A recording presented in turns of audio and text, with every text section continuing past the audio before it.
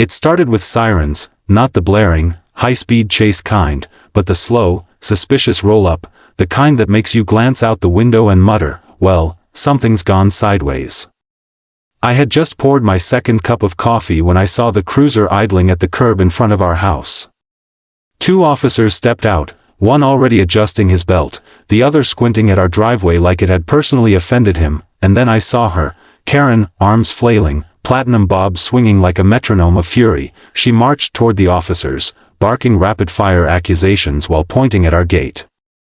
She looked like a middle manager at a collapsing PDA meeting, completely unhinged but committed to the role. Now, let me back up that I live in a quiet neighborhood, not one of those HOA-governed nightmares, just a modest street where folks mow their own lawns, wave in passing, and mostly mind their own business. I've got a 13-year-old son, Caleb, who's at that delightful age where he finds everything amusing, especially grown-ups who take themselves too seriously. And of all the things we love about our little corner of suburbia, Mrs. Chen's lemon bars, the old guy on the corner who carves birds out of driftwood, the thing we treasure most is our driveway. It's nothing fancy. Just concrete, a little sloped, and shaded in the afternoons. But it's ours. A basic expectation of suburban life. Until Karen showed up. She moved in 6 months ago. At first, we tried. Waved when she moved her stuff in. Offered a welcome basket with homemade cookies. She didn't say thank you, just asked if we had a nut-free version. Strike one. A week later, she parked in our driveway without asking. I figured it was a one-time thing, maybe the movers were in her way. Nope. That one time turned into a regular habit, every other Sunday. Sometimes on Thursdays. Always with the same casual entitlement. She'd swing her SUV into our driveway like it was valet service and march off without a word. Once, I caught her as she was walking away. Hey, just a heads up, that's our driveway. She didn't miss a beat. I'll only be a minute. The minute turned into hours. So I talked to her again. And again. Each time, I got some variation of the same dismissive brush off. You weren't using it, or it's just for a bit. Don't be so territorial. Territorial? Over my own property, so I did what most dads would do when they don't want to escalate but also want to draw a clear boundary. I installed a simple chain-link gate. Nothing fancy, just a swing gate across the front of the driveway. Added a padlock, handed the key to Caleb, and figured that was that, until today. It was a Saturday. Caleb was in the garage fiddling with his bike, and I was inside with the windows open, enjoying the breeze and the smell of fresh-cut grass. That's when I heard the voice, "Are you serious right now? Open this gate." I stepped outside just in time to see Karen gripping the fence like she was about to climb it. Caleb stood on the other side, arms folded, completely calm. "I can't open it for you," he said, not unkindly. "My dad said no one's allowed to park here unless they ask." Karen scoffed. "I don't need to ask. This is a public neighborhood." Caleb blinked. "This is our driveway." That's when she pulled out her phone. Now, there are a lot of things you expect a person to do when they're annoyed. Yell. Maybe threaten to report you to the neighborhood board that doesn't exist. But Karen? She called 911. "This child," she snapped into the phone, glaring at Caleb, "has locked me out of a driveway I have used for months. He is holding me hostage from parking." Yes. She used the word hostage. I watched, stunned, as she waved her free hand around dramatically, pacing like she was giving a TED talk on injustice. Caleb just stood there, confused but calm. Within 15 minutes, the cops showed up. By the time I walked out to meet them, one of the officers was already talking to her. She was in full performance mode, gesturing wildly, raising her voice, occasionally glancing at us like we were arsonists instead of homeowners. The other officer turned to me. "Sir, can you tell me what happened?" "Sure," I said, handing him the spare key to the lock. "That gate's on my property. I installed it 2 weeks ago because she kept using our driveway without permission. I've asked her, politely, not to do that. Today, she tried again. My son was outside and locked the gate before she could drive in. She never made it onto the property. The officer looked at me for a long moment, then at Karen, then at Caleb. So she wasn't locked in? Nope, I said. She was trying to come in, and my son locked the gate. He rubbed his jaw. Okay, that's not a hostage situation. Karen, overhearing this, stormed back over. So you're not going to do anything? He locked me out like I'm a criminal. You were on public property, the officer said, calm but firm.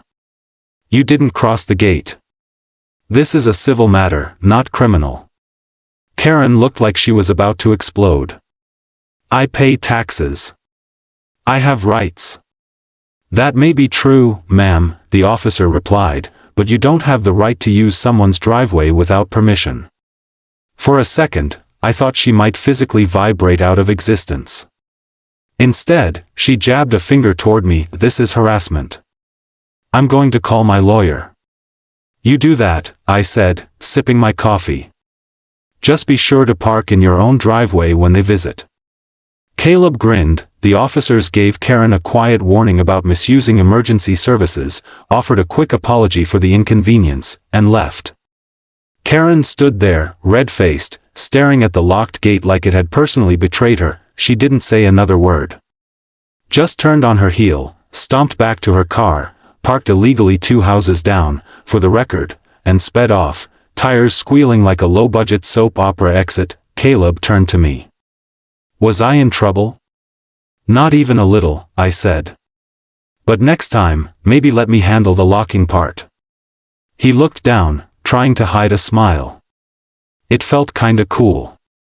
And that's when I knew, we hadn't seen the last of Karen. People like her don't just let things go. Not when their self-appointed authority is challenged. Not when a 13-year-old locks them out with nothing more than a padlock and a clear sense of boundaries. She was going to retaliate. That much was certain. But in that moment, standing in the warm breeze with my son beside me and a cooling cup of coffee in hand, I didn't feel worried, not yet. That I just felt curious, because some battles you choose. And some? They come right up to your front gate, uninvited, and you better be ready when they do. The following Monday, Karen was back. Not physically at first, but we felt her presence in other ways, subtle at first, like a draft from a cracked window you didn't notice until the chill set in. It started with a note. A plain white envelope, no name, taped to our mailbox. Inside was a single sheet of printer paper, neatly typed, with one sentence: blocking access to the shared neighborhood space is a violation of basic civic decency. No signature, no return address. Just that sentence, sitting there like a passive-aggressive landmine. I read it twice, then called Caleb over and showed it to him. He squinted at it. What's a civic decency? Exactly, I said, crumpling it up and tossing it into the kitchen trash. But it didn't stop there. The next day, I got a knock at the door while I was trying to fix a leaking sink. I opened it to find Mr. Hadley from down the street, retired, sweet, always wore socks with sandals. He looked uncomfortable. Hey, he said. I don't want to stir anything up, but someone came by saying you'd put up an illegal fence across public access. I blinked. You mean my driveway? He nodded sheepishly. Yeah. I told her it sounded ridiculous. But she said she was going to take it higher. Thought you should know. Of course she did. That night, I checked the gate, just in case. The lock was untouched, but I found a faint scuff mark on the pavement, like someone had dragged something heavy near it. Maybe just coincidence, maybe not. But I didn't like the feeling in my gut. The next morning, my wife got to work late because Karen had parked just close enough to the gate to make opening it a hassle. Not technically in front, but angled in a way that left maybe 6 inches of clearance on the swing. You'd have to be driving a bicycle to make it through. I walked over and knocked on her door. She didn't answer. I could hear movement inside, footsteps, a muffled voice, maybe even music, but she didn't come to the door.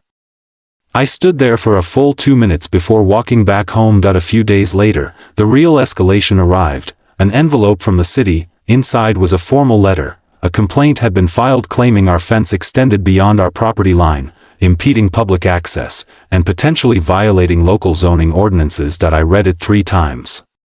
The language was careful, professional. It didn't accuse us of anything yet, but it clearly requested a property line verification and suggested we remove any potential obstructions until the matter was resolved. I exhaled through my nose and sat down. She was trying to weaponize bureaucracy. I called the number listed on the letter and scheduled a city inspection. The earliest available date was 2 weeks out. In the meantime, they recommended no changes be made to the fence, but of course, that didn't stop the tension from building. Karen, emboldened now, began walking her dog past our house 4 times a day. The dog, a wiry thing named Marbles, barked non-stop.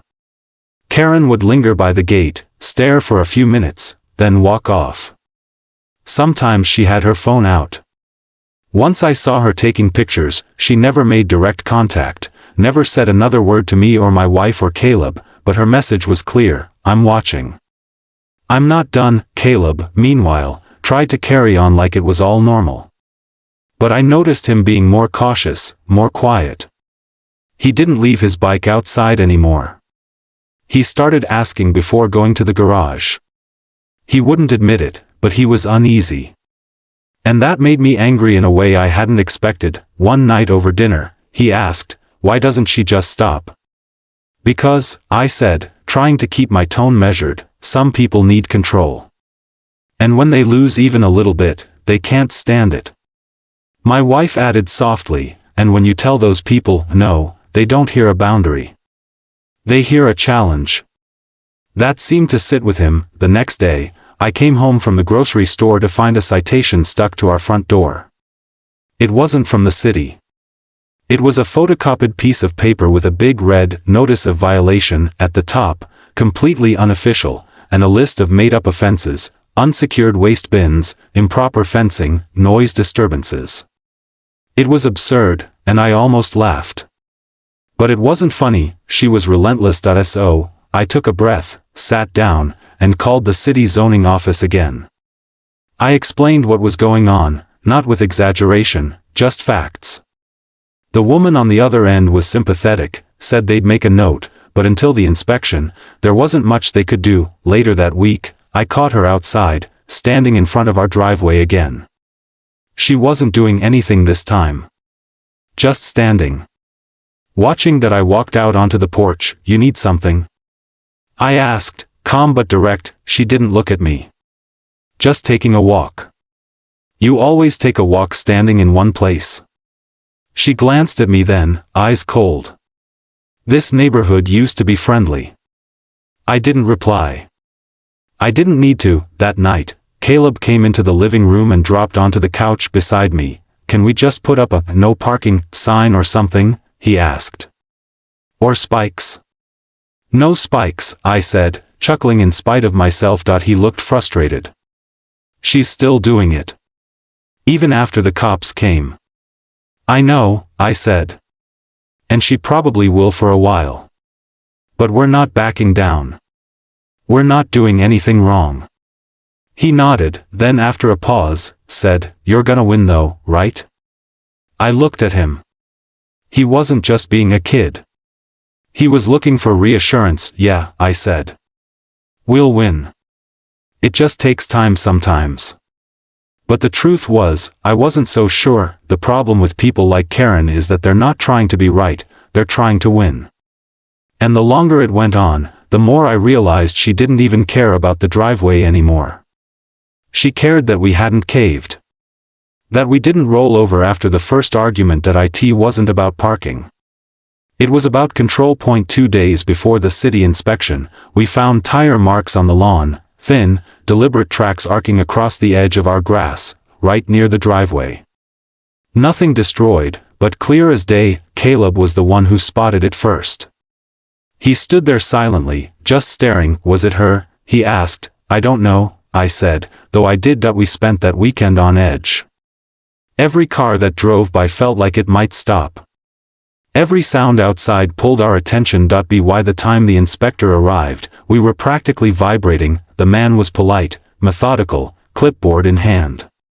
He walked the perimeter, measured the gate, double-checked the property lines with a printed map. It took less than 20 minutes. "You're good," he said, flipping his clipboard shut. "Gates on your property. No violation." I let out a breath I hadn't realized I'd been holding. "Was there a reason someone thought otherwise?" he asked. That I gave him a look. "You ever dealt with a neighbor who doesn't understand the word no?" He smiled wryly. "You'd be surprised how often I hear that." We thanked him, saw him off, and stood in the driveway for a moment. After he left, Caleb turned to me. "So, she can't do anything now, right?" "She'll try," I said. "But now we've got it in writing." And that was a turning point, not a victory, but a shift. She had tried to get us in trouble, to pull the city into her drama. And it hadn't worked. She wouldn't stop. But now we had something stronger than fences or padlocks. That we had proof, and sometimes, that's the first brick in the wall between you and a person who refuses to respect boundaries. But as I looked over at the sidewalk and saw Karen staring from her window, arms crossed, I knew this wasn't over. She wasn't the type to let go, but neither were we. The city inspector's report changed something, not in Karen, of course, but in us. It didn't stop the tension or the awkward sidewalk standoffs, but it gave us something solid. A foundation. Proof that we weren't in the wrong. And with that came a sense of freedom, subtle but growing. That it was Caleb who first suggested doing something about it. Not retaliation. He wasn't thinking like that. He just wanted to fix the way we were living, under this slow drip of stress and confrontation. "She's not going to stop just because the city said she was wrong," he said one afternoon. We were sitting on the back porch, sharing slices of watermelon, the air warm and thick with the smell of cut grass and blooming shrubs. "No, she won't," I agreed. "But she's running out of ways to bother us." He was quiet for a second, then said, "What if we didn't wait for her to do something next?" I looked at him. He wasn't smiling. This wasn't a prank or a joke. This was my son looking for a way to take back normal life. So we talked. Not about fighting fire with fire, but about how to be ready. About how to make things so clear and so deliberate that there could be no more ambiguity for Karen to exploit. The next weekend, I made a trip to the hardware store. Came back with 3 bright aluminum, private driveway, no trespassing signs and a larger post-mounted version that cited the local municipal code. Not dramatic. Not aggressive. Just obvious. Legal. Undeniable. We mounted one on the gate, one near the curb, and one on the side of the garage facing the street. The bigger sign went right above the mailbox. A few neighbors even waved in quiet approval as I installed them. The message was clear. No more room for interpretation. That same afternoon, Caleb came out of the garage with a folded poster board in his hand. I raised an eyebrow. He flipped it around. Written in sharp, black marker were the words, "No parking." "This means you." "Yes, you." I couldn't help but chuckle. "A little bold, don't you think?" He shrugged. "It's not wrong. We didn't put it up, too cheeky, but I kept it in the garage." It felt good, knowing we still had some humor left in us. Then something unexpected happened. Karen stopped coming by. No slow drives past the driveway. No early morning stares from the sidewalk. No notes. No phantom tire marks. Days went by, then a week. Then 2. For the first time in months, our driveway stayed exactly what it was supposed to be, quiet, functional, ours, but that absence came with unease. The quiet wasn't peace.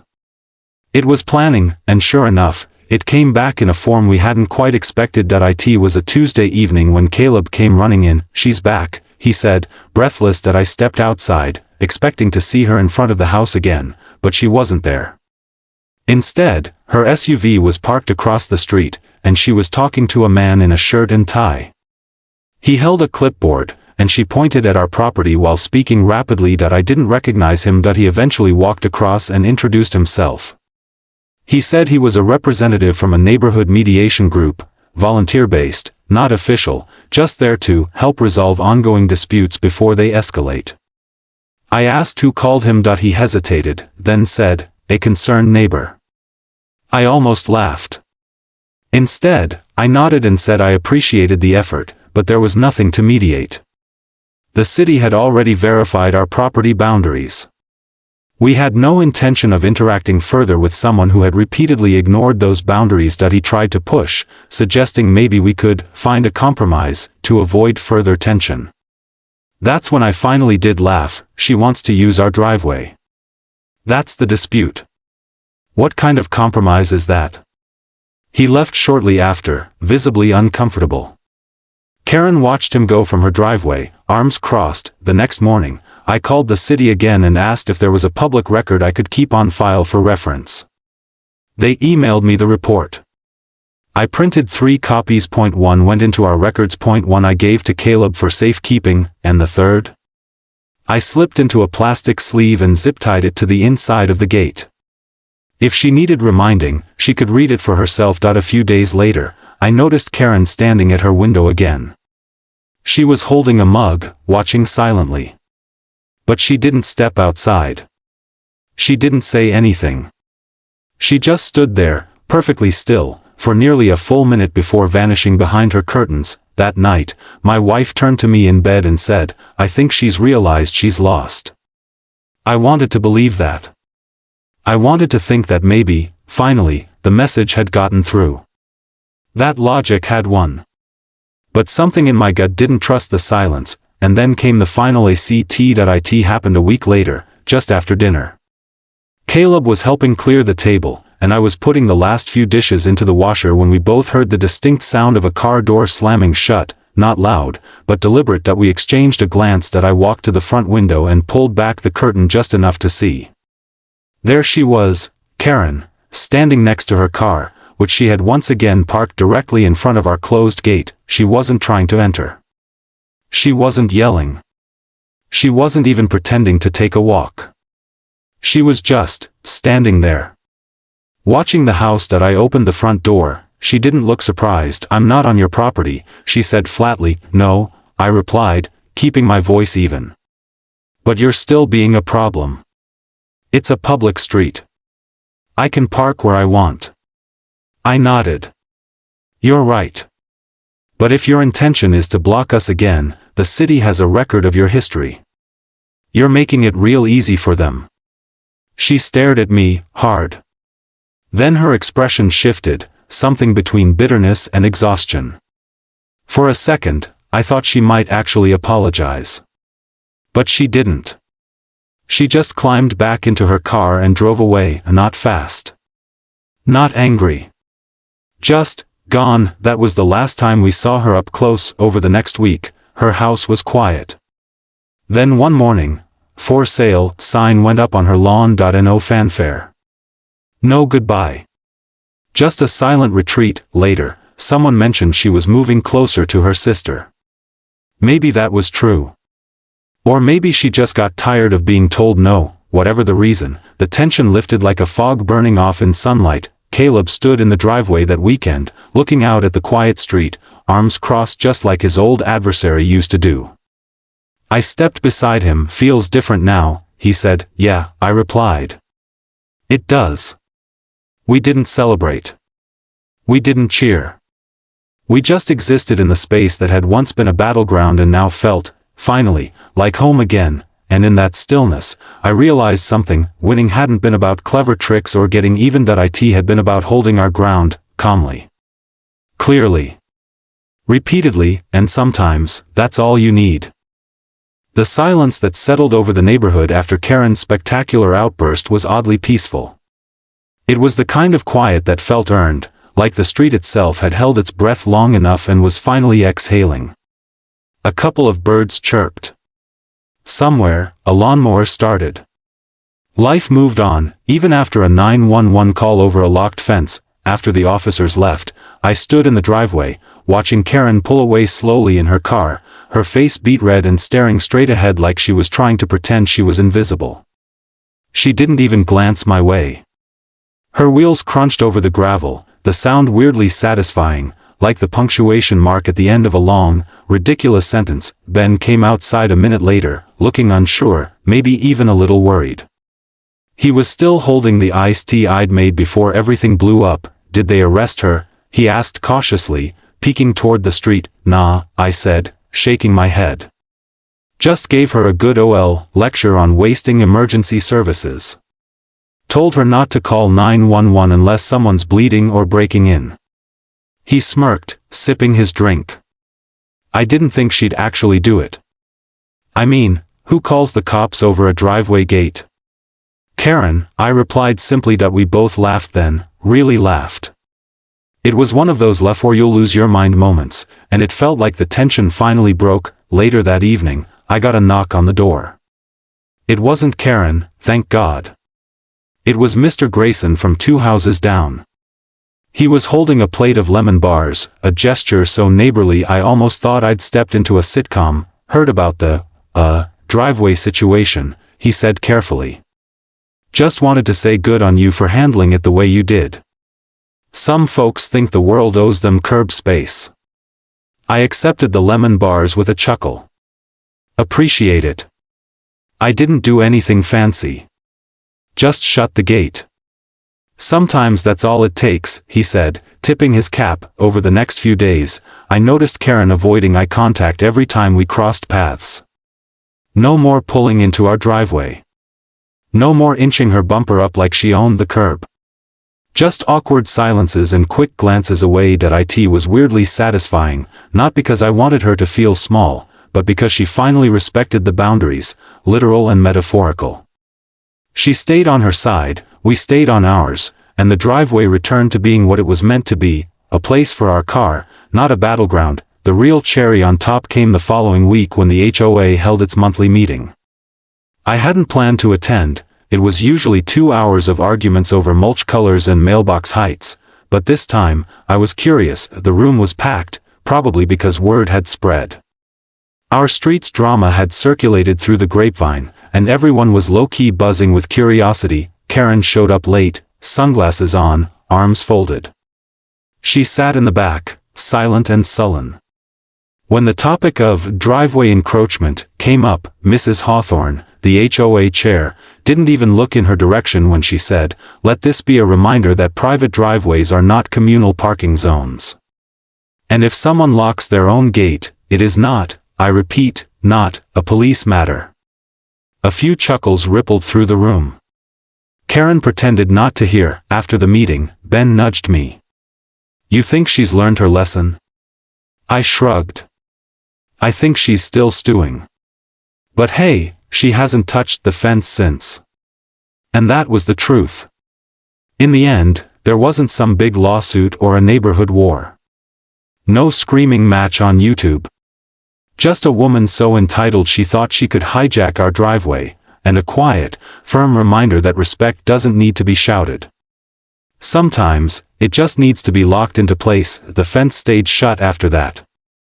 Not out of spite, but because it worked. Karen stayed away. The kids played outside without her looming SUV blocking their sidewalk chalk masterpieces.